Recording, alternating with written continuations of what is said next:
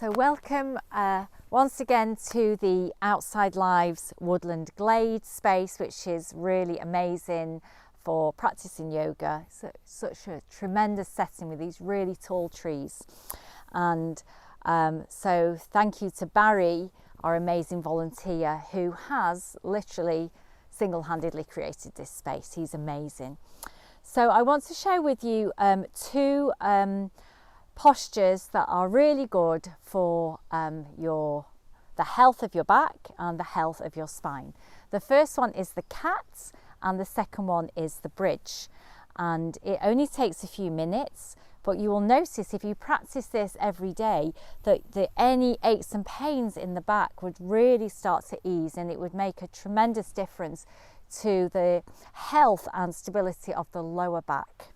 So the first one is the cat. So if you want to come and bring your knees under the hips and your hands under the shoulders. And we begin by drawing in the core. So it's as though you're drawing the skin away from your clothes. And we keep that core engagement on throughout this posture. So it's a Dru cat, so it's a flowing cat.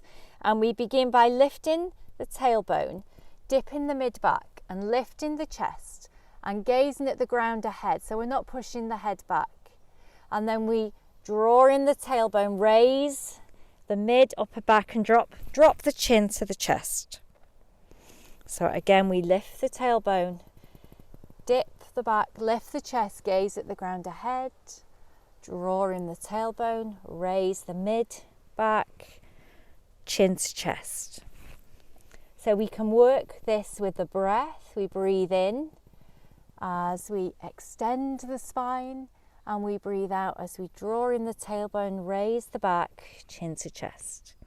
So it's like we're creating C shape one way and a C shape the other way.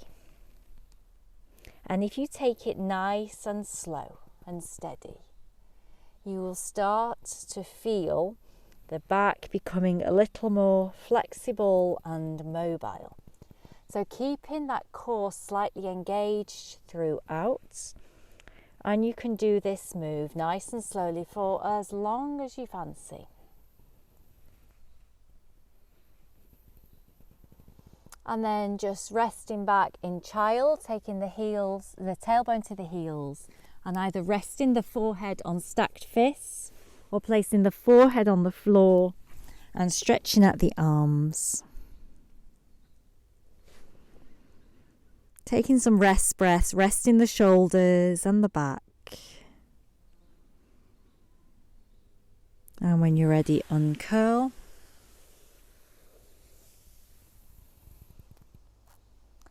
And the second posture is the bridge.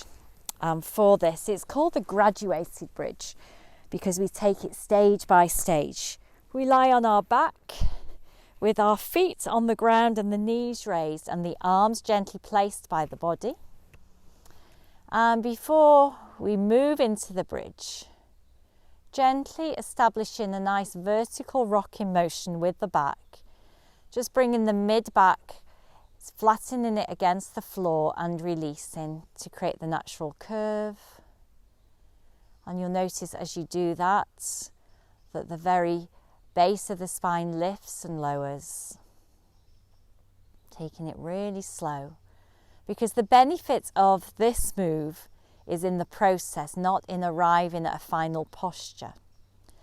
So we begin the graduated bridge by lifting up the tailbone as we breathe in and placing it down on the out breath.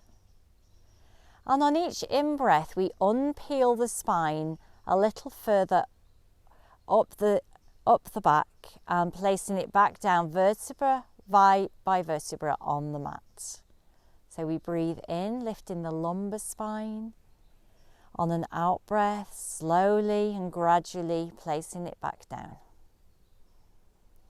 And each time lifting up a little further to the mid-back, slowly placing it back down on the out breath.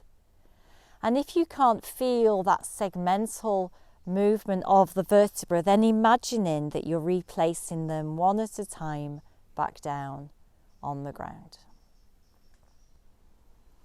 So this is a wonderful massage for the spine. It stimulates the spinal nerves, which in turn sends a fresh blood supply around the body. So even by just simply peeling and unpeeling the spine, or unpeeling and replacing the spine, we're actually really improving the health of the organs in the body. And eventually you may or may not come up into a full bridge where the weight of the body is supported between the feet and the shoulders and the back of the head. And if you would like, you can pause here, feeling the strength in the buttocks and the thighs, and feeling the stretch in the front of the body and the back of the body. And whenever you're ready, very slowly begin to replace the vertebra back down on the mat. Wonderful. And then drawing in the knees, just to relieve pressure in the lower back, and gently rocking from side to side. And then pausing in full wind posture, just hugging the knees into the chest. And for a moment, just watching the rise and fall of the belly pushing against the thighs and down, releasing back on the out breath.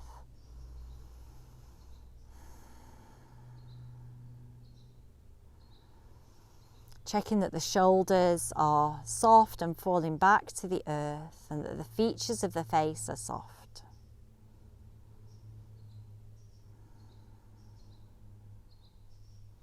So you can stay here for some time. I've got an amazing view of the trees.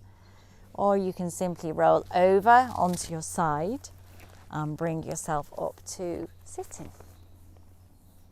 So try those to keep your spine and your back really healthy. It's the cat and the bridge. Thanks for joining me.